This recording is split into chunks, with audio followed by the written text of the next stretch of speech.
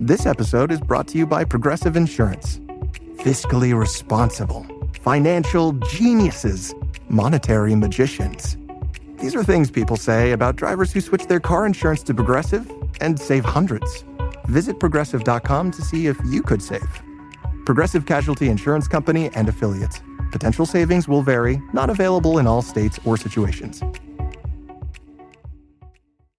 This podcast contains adult themes and language, and some of the things that we discuss may be disturbing to some listeners. In this podcast, we discuss sexual assault, torture, race, and murder. Listener discretion is advised. Please take care of yourself.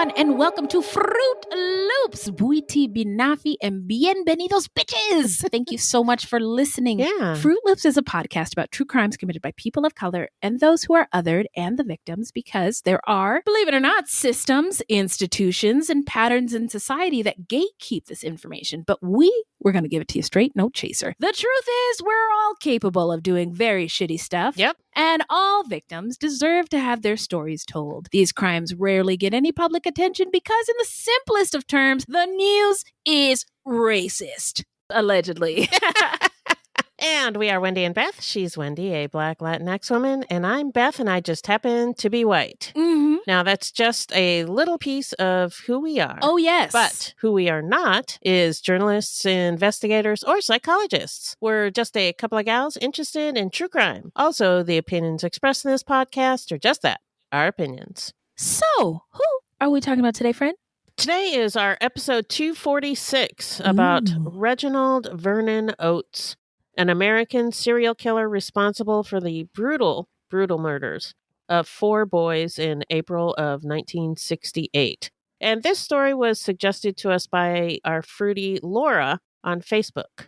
Ooh, thank you, Fruitie Laura, for this suggestion. I'm just going to give you a quick hip-hop air horn. Thank you, Laura. Thank you so much. Yeah. So before we get into this horrific case, how you doing? I'm doing good. So we're recording this the week after Thanksgiving. Mm-hmm. So Thanksgiving week, I had so much to do. And for the very first time, the bread rolls that everyone begs me to make and bring to Thanksgiving didn't come out. Wait, you make them from scratch? Yeah, I make them from scratch. Oh, no. And I don't know if the yeast wasn't any good or what, but they did rise a little bit, just not a lot. And they were just kind of flat and dense. And it was awful. Beth, I'm so sorry. I bet people still loved it, though. Oh, they still ate them. So. Yeah. But it was stressful. And honestly, I don't think I could have gotten through last week without Magic Mind. Girl, talk about it. That's something to be grateful for, that you made it through for this holiday season. And Magic Mind. And Magic Mind, yes. Amen. Yeah. No, I personally look forward to my little mental performance shot on the daily, aka Magic Mind. And I still have a good supply of Magic Mind in my fridge now. So that's great. Another thing to be grateful for. Yes, ma'am. So how's it going over there in your cabin? Well, I'm living in the wilderness with my family, and it's snowing. Oh. And I know you love the cold. But I thought, I don't know, in my mind, I think I played it up worse than it. It's not that bad. I'm not dead. And for all, accounts and purposes, this would be a stressful situation. But we've been here a little over a week, And I've been in a great mood. Wow. Slept like a baby, Whoa. drank less caffeine, and feel a lot more clarity and less stress. It's nuts. Wow. Yeah. That's awesome. Yeah. Did you guys go anywhere for Thanksgiving, or did you just do your own thing in the cabin, or what? So it's a camp resort. And so the resort put on Thanksgiving dinner, and they had deep fried turkey. Oh my God. They had my seconds and thirds, and we didn't have to clean anything up or everybody just had to bring like a side dish. That's fucking awesome. It was incredible. Pardon my French. No, it was fucking awesome. And it was just stress free. Yeah, nice. Yeah, it was glorious. That's what I want to do next year. I could not stop saying this. I don't know why we have never done this before, because it's so easy. Wow. If you can get over the cold, being at a camping resort is like so rad. Nice. I highly recommend it. But I've got my little, routine going in the morning. I heat up my tea and I get excited when it's almost gone, not only because I don't have to go out into the snow to heat up more tea water, but also because it's almost Magic Mind o'clock. And I love that time. So Magic Mind is helping with the stress of not having a home and living in each other's faces 24/7?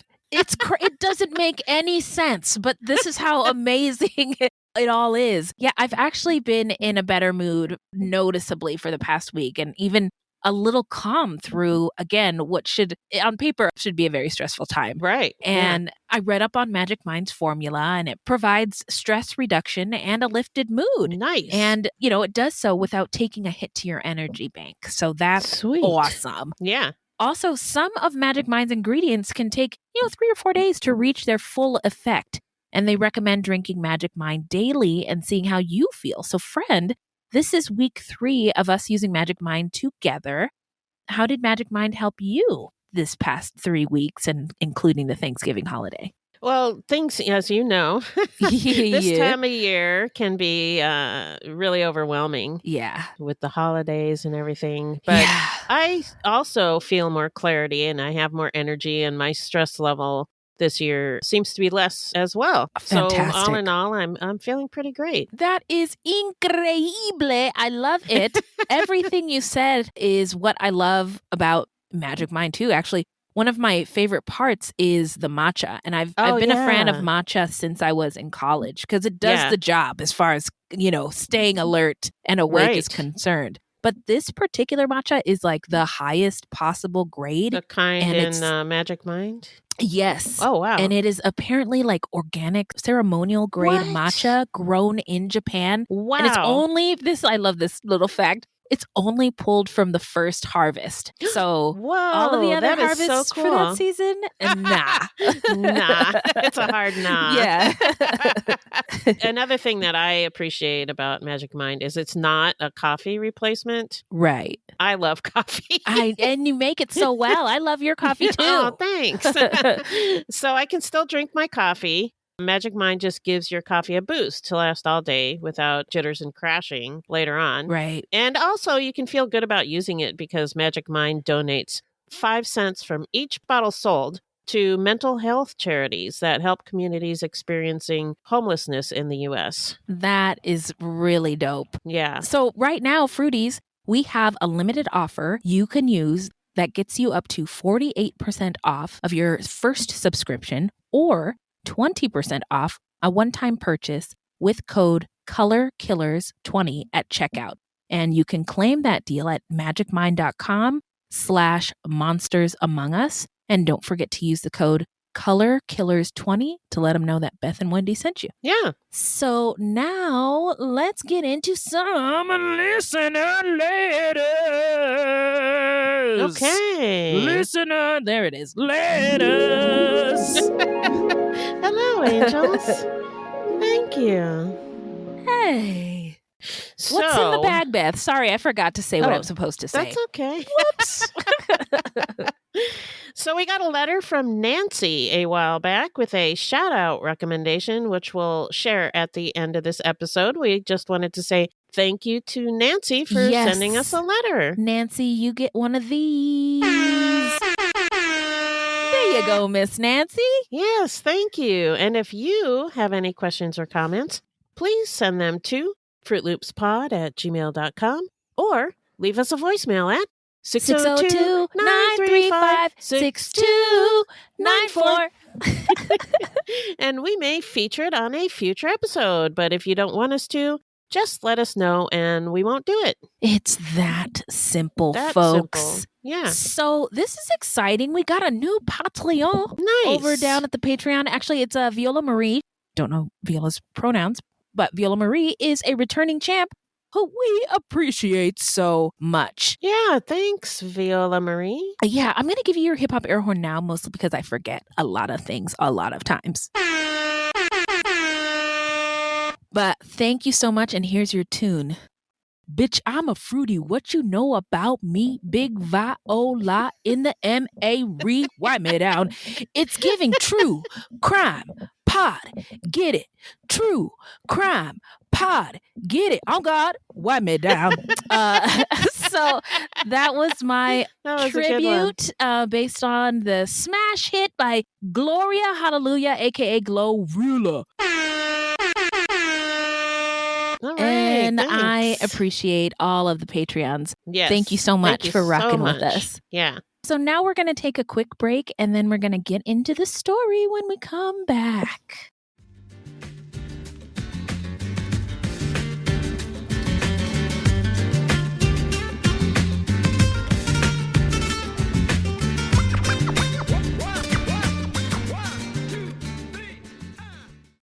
Hi, I'm Matt Harris. Seton Tucker and I host the podcast Impact of Influence, which for 2 years covered in depth Alec Murdaugh, who was eventually convicted in 2023 of murdering his wife Maggie and son Paul. That story continues to evolve, and we will cover that. Plus, we will tell you stories of other true crime events that have happened in the South. Please join us on Impact of Influence. And give us a follow on the Impact of Influence Facebook page. My name is Bill Huffman, and I am a former Cleveland news producer, and I am now the host of the podcast, Who Killed? I began the show focusing on the unsolved murder of Amy Mahalovic, and now each week I explore a different case with a focus on some of the victims who don't get the attention they deserve. I have a deep catalog of over 225 episodes, so there is a guarantee there will be something for you. Who Killed is an evergreen podcast, killer podcasts, and slow burn media production. Subscribe today wherever you get your favorite shows. We're back. Remind us, Beth, who's our subject today? Our subject today is Reginald Vernon Oates, an 18-year-old boy who murdered 4 young boys in April 1968 in Baltimore, Maryland. So we just want to say love and light to the victims. We want to say rest in power to these 4 boys whose lives were cut way too short in such a horrific way. And just love and light to their loved ones and communities who have been left in the wake of this case. The victims' names are Lewis Hill, who's 10 years old, Larry Jefferson, 8 years old, Mac Jefferson was 5 years old, but sometimes his name is reported as Matt Jefferson, and Lester Watson was 10 years old. So now we are going to move on to the setting. Take us there, Beth. The setting is Baltimore, Maryland. There you go. Trying to say Baltimore, Maryland. Maryland is located on the eastern shore of the United States. Baltimore is Maryland's largest city and is the northeastern hub of the Baltimore, Washington, D.C. metropolitan area, a.k.a. the DMV. Hey. D.C., Maryland, Virginia. There we go. Now, prior to colonization, the area where Baltimore now sits was inhabited by the Piscataway people, and the Susquehannock frequented the area for hunting and trapping. Baltimore's Black history dates back to the 17th century when the first enslaved Africans were brought to Maryland. Baltimore was established in 1729 as a port for shipping tobacco and grain. The Lexington Market, which became the center of the slave trade, was founded in 1782. The 1790 census listed twice as many enslaved persons in Baltimore as free persons of color. And a Lexington market is as horrific as you might imagine it to Yeah. be. Like human beings It's infamous. are on Yeah. scale. Yeah, it's a terrible part of our nation's history. But Baltimore has a deeply rooted Black heritage, and half a century before the Emancipation Proclamation, the city was home to the largest population of free Black people. And between the 1830s and 1850s, most Black people in Baltimore were free. And it was the largest free Black community of any American city at that time. But just a little culture corner / fun Okay. fact with Beth and Wendy. Do y'all remember the movie 12 Years a Slave? Yep. And the protagonist in that movie, this sticks out in my brain, he was kidnapped. He was a free man, and he was kidnapped when he was in Baltimore. Oh, yeah. The practice of kidnapping free Black people from Maryland to the South was more widespread in the pre-Civil War era than we might realize. And it has been referred to as the Reverse Underground Railroad. Mm. And it occurred from the late 18th century up until the Civil War. And what kidnappers used to do is use physical abduction, tricks, and even the law, the Fugitive Slave Act law, despite these yeah. people being free, but saying, no, you're a fugitive slave. Right. There were even notorious gangs of white people that would engage in this. And obviously, it was lucrative. So who cared if it was illegal? Oh, gross. But this is where the term being sold down the river comes from. Oh, Because wow. of the practice of taking Black bodies and Black people from their homes and lives in the North and then shipping them down the Mississippi River down to the South to become Wow. enslaved. Yeah. I did not know that. Pretty crazy stuff. Yeah. All right, I'm done. It is. Continue. So, Baltimore's Black leaders played key roles in the civil rights movement of the 1950s and 60s. Thurgood Marshall, born and educated in Baltimore, achieved national recognition for his contributions. Today, Baltimore is the center of Black culture and is currently home to the 5th largest Black population in the United States. Whoa, Yeah. and that includes Al and Fran. Yeah, that's right. Shout Yeah. out to our pals at Affirmative Murder. So Baltimore also has a large number of parks, over 260 of all different shapes and sizes. In the mid-1800s, the city park was promoted as an escape from urban life and defined the ideal of public parks in the United States. Many of the United States' most famous and greatest parks, such as Central Park, were built in the late 1800s. Baltimore's most extensive park at over 1,000 acres is Gwynn Falls/Leakin Park, originally 2 parks that have been merged into one. Along its borders are at least 20 of the city's neighborhoods, 2 of which are the most high-crime neighborhoods in Baltimore. Because of the park's many wooded and secluded areas, over the years it has become a frequent area for body dumping. That's crazy. A frequent area for body dumping is Yeah. wild.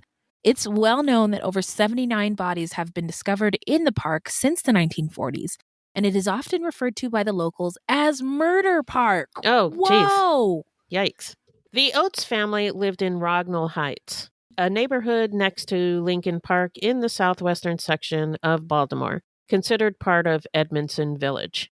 In the mid-20th century, the real estate sales process of blockbusting triggered white flight and racial change in Edmondson Village on a dramatic scale. Blockbusting is the introduction of a group of people who are considered foreigners into a neighborhood in order to spike tension within that neighborhood, resulting in a decline in prices of the properties. A major practice in the 1900s was when real estate professionals would introduce Black people into a neighborhood of white residents. This is also called panic peddling, the specific practice of exploiting property owners' fears. I'm so scared. Yeah. And causing them to panic. And when property owners panic, agents can manipulate them into selling their property at a lower price. That's so crazy. Like, it's so Yeah. wrong on its face, but it's not wrong enough for people not to do it. Not to do it. Yeah. And, It's terrible. yeah, it really is. By buying low and selling high, playing on fears of white people and the needs of Black people over a period of approximately 10 years between 1955 and 1965, also when things are heating up in the U.S., nearly 20,000 white residents fled the neighborhood and approximately the same amount of Black residents moved in. We're not mad about that. No, not mad about that, but what the implications of this scheme led to is sort of... the whole thing is just icky. Yeah. I agree. And I also think it's gross that they bought these houses at a low price and then sold them at high prices to Black people. I don't like that. And that's 2008, 50 years ago, right? When people who couldn't necessarily afford the homes that they purchased, and the banks knew it, and the realtors knew it, but they sold them anyway, right? Which resulted in this vacuum of people not being able to pay for afford their the homes that they lived in, right? And that creates another vacuum for gentrification. So it's this really gross, like, sick cycle. But it's capitalism. It's capitalism's fault, everybody. It's greed is what it is. Can capitalism go to jail? So, Bunk Moreland and Omar Little, two fictional characters from HBO's The Wire, fictionally grew up in the Edmondson Village area. Oh, okay. Another character in The Wire, Bubbles, his sister lived in Edmondson Village, and Bubbles lived in her basement for a while. And Edmondson Village Shopping Center was a featured location of interest in the Netflix 2017 documentary series The Keepers about the disappearance and murder of Catherine Sesnick. Dang. So, wow. A lot of stuff has happened What's going in this on area over there? Fictionally and really. In real life. Yeah. In real life. Whoa. Yeah. There's a lot going on in Baltimore. Okay, so now we're going to get into the early life of Reginald Vernon Oates. So he was born in May of 1949. His parents divorced, and he grew up with his mother and stepfather, Mr. and Mrs. Oscar Alford, in the Rognall Heights neighborhood of Edmondson Village. And Mr. and Mrs. Oscar Alford is all I could find. Oh, really? Yeah. I mean, I hate how it's always Mrs. Oh, you couldn't so-and-so. set her name. Like, I don't know her name. Yeah, I get it. Okay, got it. Yeah. The Alfords were described as soft-spoken, cultured, and respectable neighbors. The family lived on Wicklow Road right off of Gwynn Falls / Leakin Park, southwest of Stokes Drive. There is an elementary school on that street, so I went on Google Maps and I looked at it because I tend to do that just so I can get... And we're grateful that you do. I just like to know what the area is really like, and I saw an elementary school, and I know this guy preyed on children. So I was like, oh, shit. Yeah. Then I found out that it was actually built in 1970, 2 years after these crimes were committed. So it wasn't there when he lived there. Okay. If anybody wanted to know, which they didn't, but there you go anyway. That's great news because I thought... That's cool. When you said it. Yeah. That's what I thought when I saw it. Mm-hmm. Yeah. So Reginald, whose nicknames were Junior and Reggie, was brought up very protected. The family attended a Pentecostal church, and Reggie was described as a, quote, real choir boy type, unquote. Reggie's summers were spent in North Carolina with his grandmother, who he was very close to. So when she passed away, he was deeply affected. And on the night before her funeral, he ran away and took a bus back to Baltimore. He just couldn't handle the funeral. Oh, wow. So, did somebody comfort him or help him with the stages of grief at that point? But Reggie was an above-average student who was interested in school. In 1965, when Reggie was 16, he was excited to start high school. However, the school had recently been integrated, and there was a lot of prejudice and tension. And a white boy accused Reggie of threatening him with a baseball bat and stealing 30 cents from him, which amounts to about $3 in today's money. So not much. Very little money. Yeah. According to his mother, Reggie was always provided with ample money, so there would have been no reason for him to steal from another student. But that's kind of sometimes all it takes is a white person accusing a black person. Mm-hmm. Yeah. Doesn't have to be true at all. Nope. The principal of the school, who was also white, referred the matter to the police. What? Yeah. And Reggie was charged with armed robbery. At 16. Yeah. And his mother and stepfather, believing that the school should have settled the matter without involving the police, sought the aid of the NAACP. That's good. That's a good move. Yeah, but even so, Reggie was found guilty and sentenced to 2 years in prison. And his mother and stepfather believed that had it not been for their efforts in getting the NAACP involved, he probably would have received an even longer term for $3. $3. $3. Yeah, That this we is don't fucking even know was bullshit. really stolen, right? Yeah. Yeah. Yeah, probably wasn't stolen. Yeah. So Reggie served some time at the penitentiary and then was moved to a reformatory in Hagerstown. There, he was attacked by several men. These were not boys, and he was beaten and raped there. According to his mother, Reggie had very little knowledge of sex and did not know that such human beings existed. He suffered irreparable mental and physical harm. His mother and stepfather requested medical treatment and that something be done about what happened. And guess what? Nothing was done. They got him the best medical care? No, I was going to say, this was interesting to me given the time. This is the 60s. And now in the Black community, Black people are not a monolith, but mental health is something that's talked about more regularly and openly. And in the 60s, not at all. There was no time for feelings. No. We're trying to overcome. Survive. Yeah. So I just think that that's really remarkable of them to be like, no, we need a little extra help here, mental health treatment. And we deserve it. Our son deserves it. And advocating for him. I get the feeling that they were pretty, well off and intelligent and worldly. That's right. The feeling I get. I agree. And think about the reasons for that, right? Is that Baltimore and Maryland was a place where Black people have had citizenship and freedom longer than they have in other parts of the world. Right. So those advantages of education, better paying jobs, being in the middle class are more likely to be people in Maryland who have that than maybe other people in this time period. Right. Yeah. Racism. So after Reggie was released from prison, his mother and stepfather did whatever they could to help him overcome the effects of the ordeal. But he withdrew and became increasingly depressed, morbid, and fearful.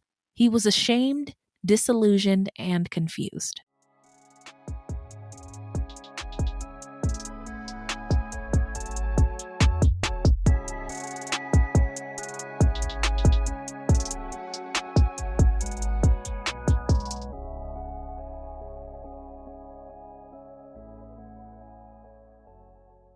Are you a forward thinker? Then you need an HR and finance platform that thinks like you do. Workday is the AI platform that helps propel your organization, your workforce, and your industry into the future. Workday, moving business forever forward. From DNA testing to the Dixie Mafia, Crime Capsule brings you new stories of true crime in American history. I'm your host, Benjamin Morris. Join us for exclusive interviews with authors from Arcadia Publishing, writing the hottest books on the most chilling stories of our country's past. You can find us wherever you get your favorite podcasts or on evergreenpodcasts.com. Crime Capsule. History so interesting, it's criminal. Reggie was too ashamed to go back to school and believed that the armed forces would not have him. So he found a job as a janitor. And this was a smart kid in school. He was doing really well. And so now he's... One accusation fucked it all up. Right. Yeah. Soon afterwards, as he was returning home from work, he found a gun in the park. He was arrested in possession of the gun and sent back to prison for parole violation. And we've talked about the history of the crookedness of the Baltimore Police Department as well. He probably didn't even have a gun. That's what I'm saying. So after he was released from prison again, he isolated himself and spent a lot of time in the basement of the family home in a work-study area. He apparently spent much of his time reading the Bible. So now we're going to get into the timeline. Hit it, Beth. In April of 1968, Oates was 18 years old. He was described in news articles at the time as a, quote, young unemployed janitor and a bright-eyed teenager who looked like a Sunday school boy, unquote. On April 4th, 1968, Martin Luther King Jr. was assassinated in Memphis, Tennessee. This triggered unrest in over 100 cities across the United States. These events were sometimes called the Holy Week Uprising. Baltimore remained peaceful through April 6th, when about 300 people gathered peacefully around noon for a memorial service, which lasted until 2 p.m. without incident. But a crowd began to form in East Baltimore, and by 5 p.m., some windows had been smashed and police began to move in. Fires began being reported after 6 p.m.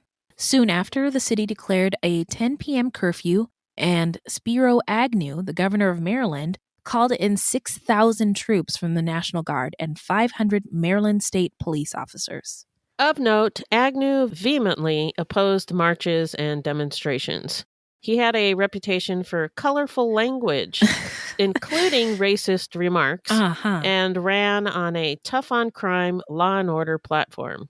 In 1953, his reaction to the 16th Street Baptist Church bombing in Alabama, in which 4 little black girls, died, he refused to attend a memorial service at a Baltimore church. Great. Yeah. And he also denounced a planned demonstration in support of the victims. So that's those disgusting. Are some of his greatest hits, I guess. Yeah. He's a doo-doo head. Yeah. Agnew became vice president to Nixon, another great guy, in 1969. As vice president, he continued speaking without a filter, often making off-the-cuff racist remarks. And he frequently attacked opponents of the administration, opponents of the Vietnam War, liberals in general, and the press as being disloyal and un-American. Sounds familiar. Very much so. Very much so. Golly.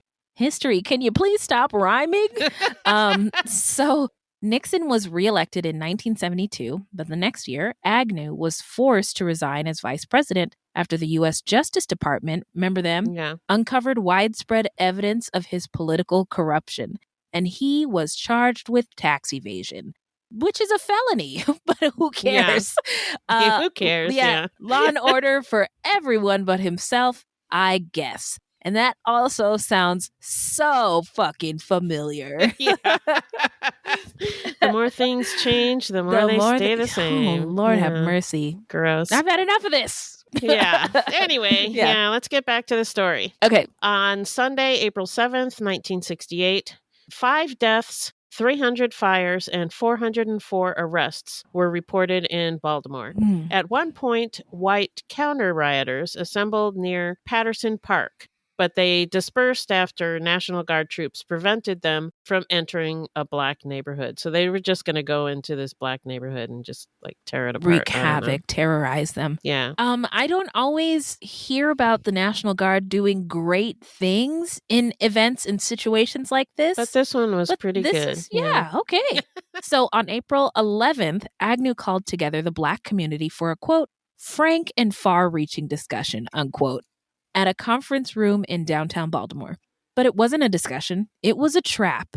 The governor tore into the crowd for standing by while rioters ransacked stores and set cars on fire. Are you fucking kidding me?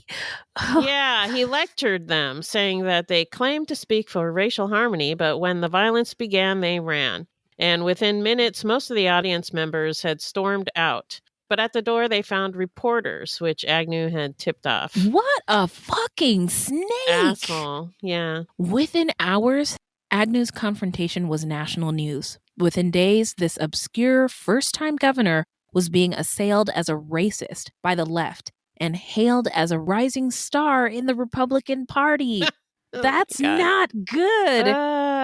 It was that summer that Richard Nixon picked him as his running mate. Wow. Gross. Mm-hmm. Back in Baltimore in April of 1968, unrest continued for several days. Then early on April 12th, federal troops began to depart, and by 6 p.m. that evening, responsibility for riot control returned to the National Guard. On April 14th, which happened to be Easter, Maryland National Guard troops were sent home, and Agnew declared the emergency over. Almost 11,000 troops had been deployed. 6 people died, 700 people were injured, and 5,800 people were arrested. Holy shit. Yeah, that's a lot of people. And that is a lot. Where did they put them all? Paddy wagons. Isn't that how Freddie Gray in Baltimore was killed? That's right. And they would load a bunch of mostly black people into the back of these paddy wagons and take them for rough rides. Yeah. So that's a lot of bodies to arrest. Yeah. But the uprising had broken out mainly in the black neighborhoods of East and West Baltimore. in which extensive property damage and looting occurred. During this same time in northwest Baltimore, there had been numerous reports of missing children. And in the neighborhood on Stokes Drive, which runs along Gwynn Falls/Leakin Park on the southeastern side, several children had returned home with reports that they had been accosted by a man who had made sexual advances to them. 3 boys had been attacked and hospitalized. Dennis Hodge, 7, Benjamin Avery, no age was given, and Clinton Harris was 7 years old. On April 10th, a man had attempted to rape 2 girls. For the Easter weekend, Easter was on April 14th, the Oates family drove to North Carolina to visit relatives and then returned home. Then on April 17th, Oates lured 10-year-old Lewis Hill into Gwynns Falls/Leakin Park by telling him there would be a game of cowboys and Indians. There, Oates beat and raped the boy, then murdered him with a knife and a hatchet. He then slit Lewis's throat and violated his corpse, slicing off his head and his hands. Yikes. Mm-hmm. The next day, using the same tactic, Oates lured 3 boys into the park. 8-year-old Larry Jefferson, his 5-year-old brother Mac, and their 10-year-old nephew Lester Watson. All 3 boys' families were from Littleton, North Carolina.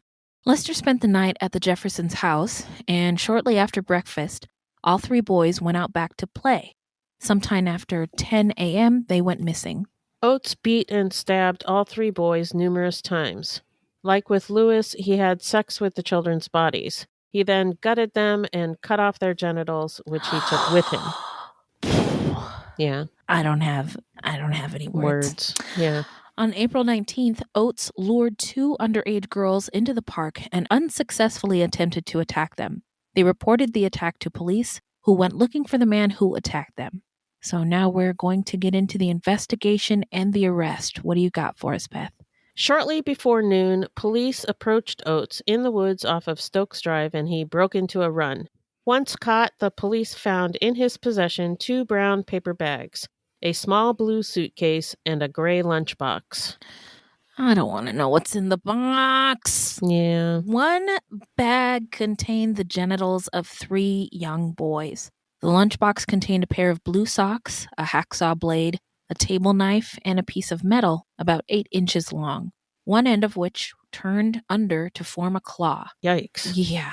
I'm thinking of like a velociraptor claw. Yeah. It's also been reported that there was a hand in one of the bags. Jeez. Mm. Oates took police to the location of the bodies. Larry and Mac Jefferson and Lester Watson were lying neatly arranged in a row, their throats cut. Mm. The body of Lewis Hill was lying nearby. He had been decapitated, and his head was located a short distance from the body.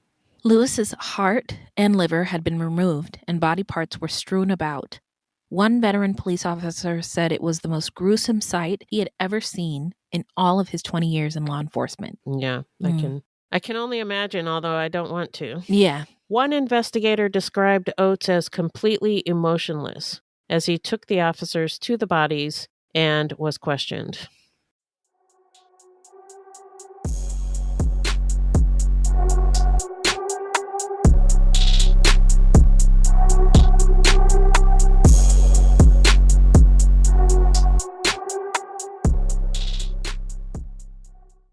Hello, this is Gary Chahot welcoming you to check out the French History Podcast. Our main show covers the history of France from the first humans until present. If you liked Mike Duncan's The History of Rome and wanted a similar program covering the land of beauty, culture, and love, we are exactly that. We also host world-renowned scholars who have delivered guest episodes on their specialties, including 18th century pirates, revolutionary booksellers in 20th century Paris, the special friendship between the Marquis de Lafayette and Thomas Jefferson, and numerous others. Learn what you love and listen to the French History Podcast today.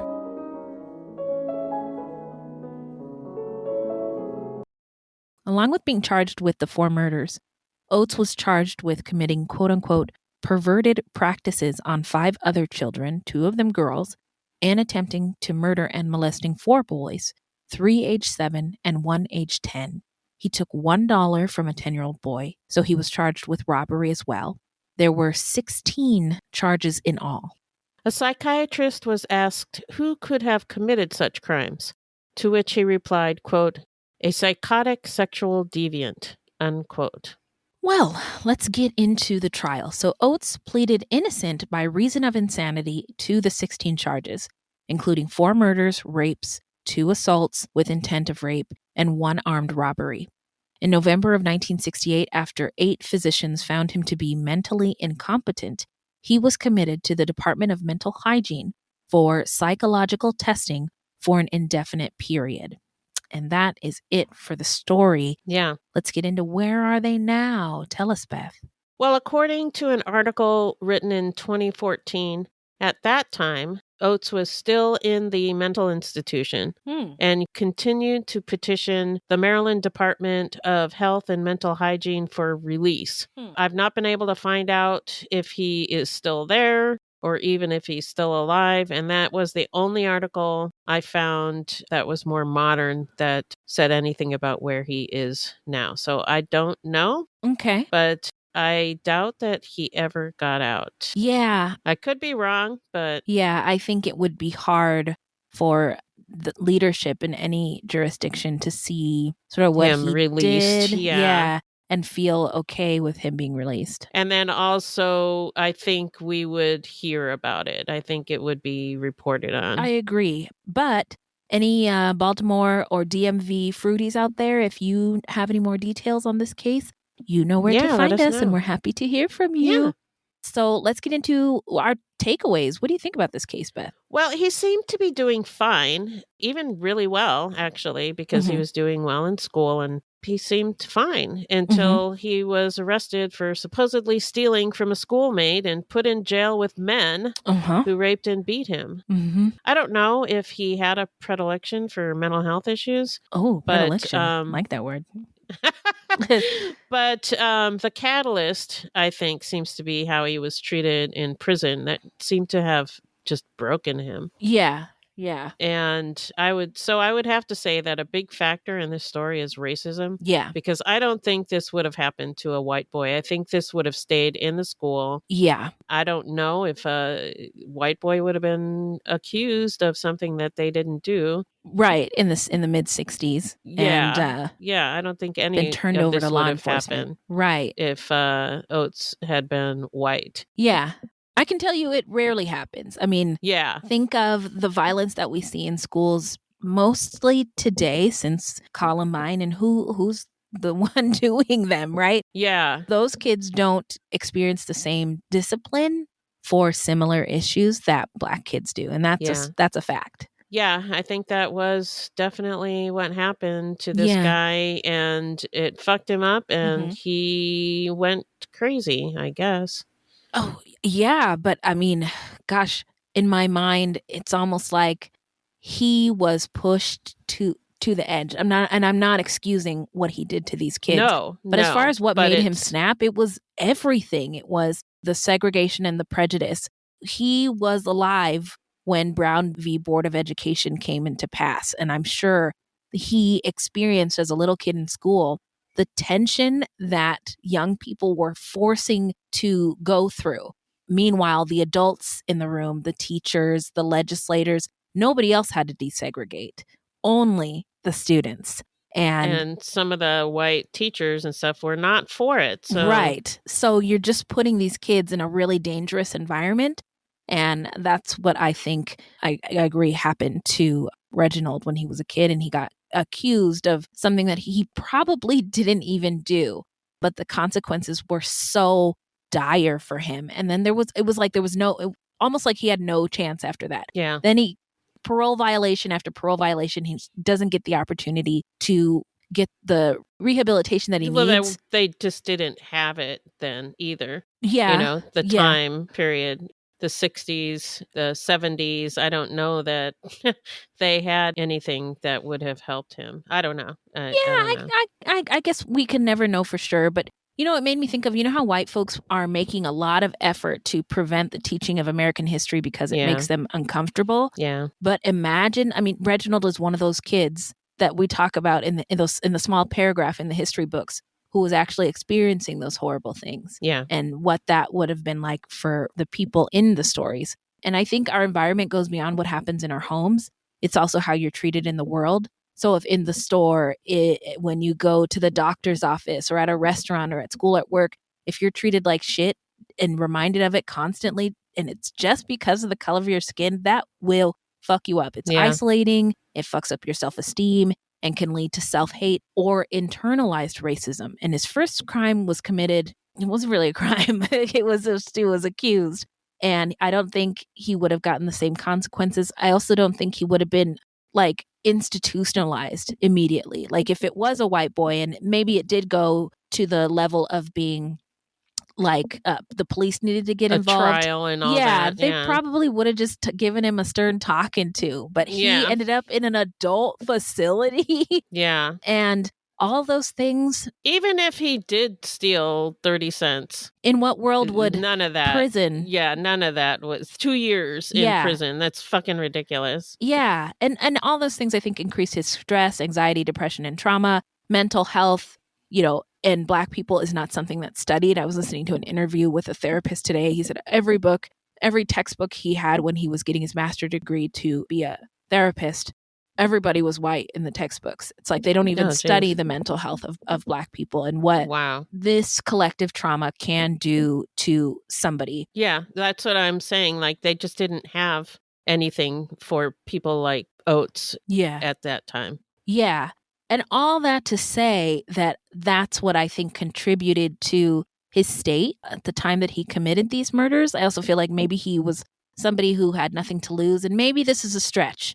But what if Reginald, because of his experiences of segregation and being wrongfully accused just because he was Black, and being institutionalized just because he was Black, seeing happy, unbothered, safe children like that was something that he didn't get.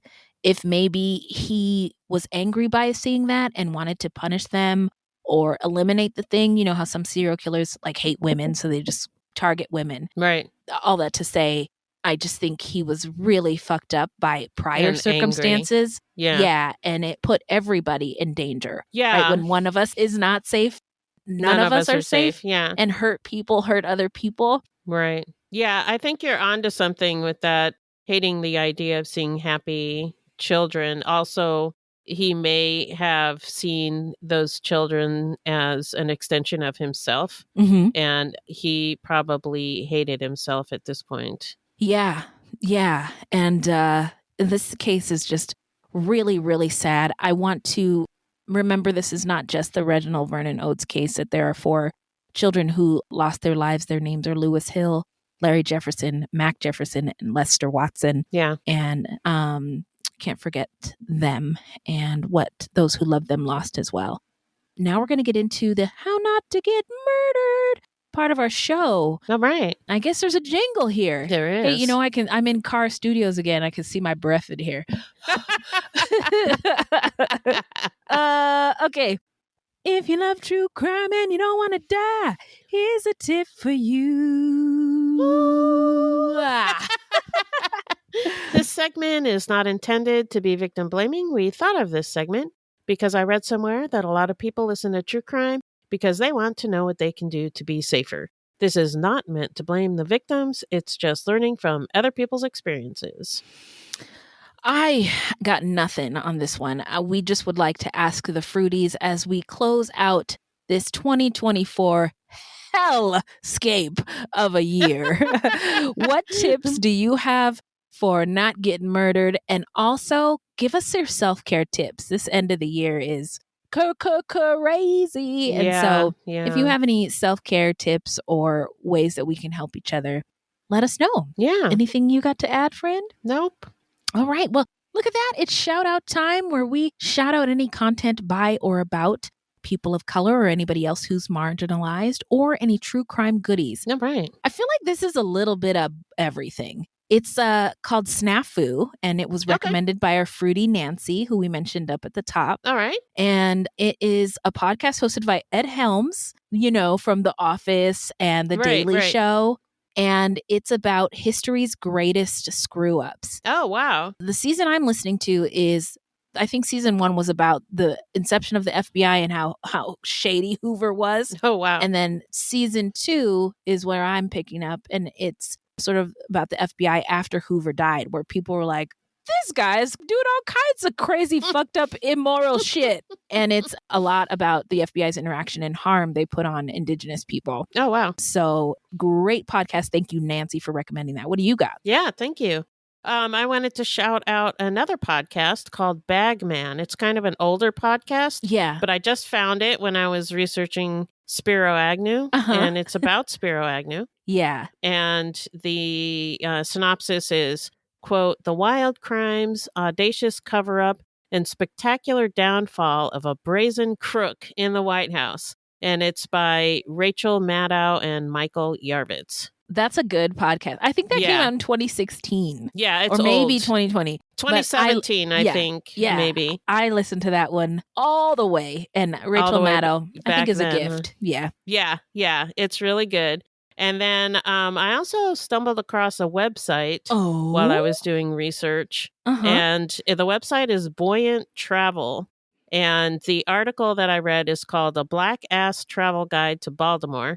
But the whole website is devoted to Black travel. Tight. How to travel, where to travel, all kinds of stuff for Black people. Yeah. And listeners might not know this, but in 2024, Black people and people of color, anybody marginalized, and LGBTQ folks too, we have to consider, is this place I'm going to safe? Yeah. Or is somebody going to try to string me up by a tree? We got to know those things in advance, even in 2024. Right. So that is really tight. So let me recap those shout outs. We got SNAFU, a podcast wherever you get your podcasts. Bagman, a podcast about Spiro Agnew, wherever you get your podcast. And a website called Buoyant Travel, a black ass travel guide to Baltimore, which is really a black ass travel guide for everywhere. And that's it. All right. Beth, where can the people find us? Our website is fruitloopspod.com, and we use Fruit Loops Pod for all of our social media. The footnotes for each episode can be found on our website. Plus, check it out for the different ways that you can support the show. Also, join us on Patreon, where we have literally hundreds of hours of bonus content. You can also support us by supporting our sponsors or by giving us a 5-star review. 5 stars only, please. Also, don't forget to subscribe. That's right. Now, listen close. This is a weekly podcast, and new episodes drop every Thursday. So until next time, look alive, y'all. It's crazy out there.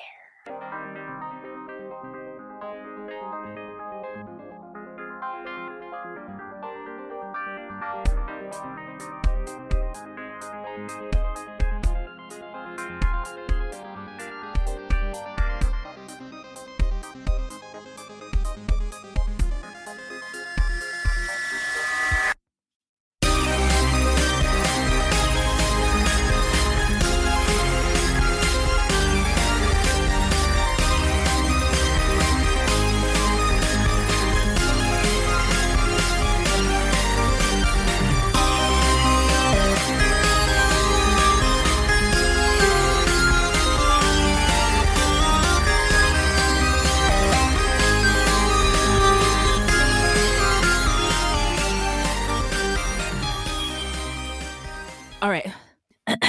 Okay. Me. Yay. Whew. Whew. Hey, I'm in car studios again. I can see my breath in here. Okay. One of these. My board is all turned around. How unprofessional. I'm so sorry. Okay. There you go, Miss Nancy. Oh, predilection. Like that word. Well done, friend. I'm just going to take a quick sip of tea so I don't get hypothermia in the car. All right. Sounds good. Okay. Oh, and sorry, quick vape. Got to do some cocaine. Mm-hmm. Excuse me. Got to do some cocaine. You got me. You got me. Okay. 5, 6, 7, 8. Downfall of a brazen cook in the brazen crook in the White House. Sorry, I'm just adjusting my legs in here. Oh, okay. Dramatic scale. All right. Uh-oh. You all right? Lost my screen. Yep, we're back. Okay. I'm just going to give you a quick hip-hop air horn as soon as I can find it. Where are my buttons? There it is. Thank you, Laura. Yeah. Okay. Right. Yeah, definitely. Let's do it. This is my new reality. Recording in the car. Right. And working in a cabin. And it's actually, I am in like the best mood I've been in since the summer. Yeah. Wow. Yeah. That's awesome. Yeah. Like nobody has gotten mad at each other or yelled at each other. Like the kids or me and old Whitey. Like it is pretty cool what being in the middle of nowhere will do to you. So we did it. That's it. We did it. Okay. I'm going to go get warm. I'll get this audio in the drive. Okay. Sounds good. Okay. Also, thanks, Minnie, for editing our show every week. And, also this case. Oh, you already do the take care of yourself. But boy, oh boy, the details of those kids really sucked. Yeah, I know. Real sad. All right. Night. Sweet dreams. Have a magic mind in the morning. Bye. Okay.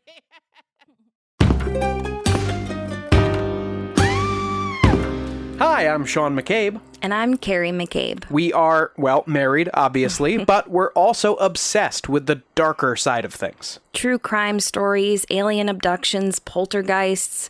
If it leaves you scratching your head and keeping those lights on at night, we want to hear about it. That's why we host the podcast Ain't It Scary with Sean and Carrie. Every week, we bring our listeners a true story guaranteed to send chills down your spine. From history's most brutal serial killers to the mystery of spontaneous human combustion. Yep, lots of these stories leave unanswered questions behind, and you'll get to poke through the rubble of the evidence with a hardened skeptic and someone whose mind is more open to fun. Yeah, that's what I was gonna say. You can find Ain't It Scary with Sean and Carrie wherever you get your podcasts. And on social media at Ain't It Scary. Come play with us.